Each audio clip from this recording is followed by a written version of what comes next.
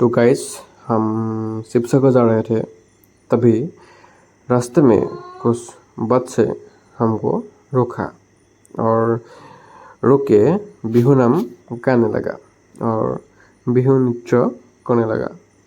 तो हमने पूछा, तुम लोग ये क्या कर रहे हो? तुम लोगों ने तो उन लोगों ने बोला कि हम बिहू का डांस कर रहे हैं और उन लोगों ने बोला कि हम आपके सामने बिहू का नृत्य कर रहे हैं।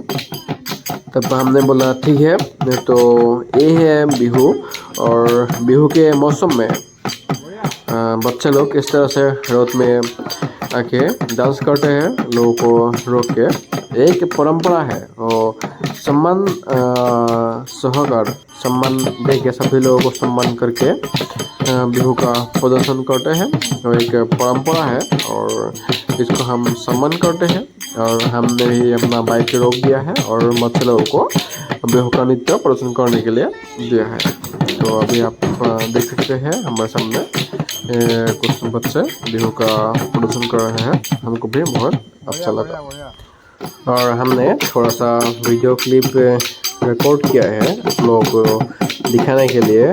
तो ये आप लोगों के लिए हम ये वीडियो तैयार किया है। अगर वीडियो अच्छा लगे तो लाइक कीजिए। ये है बिहू और असम का एक फेमस फेस्टिवल।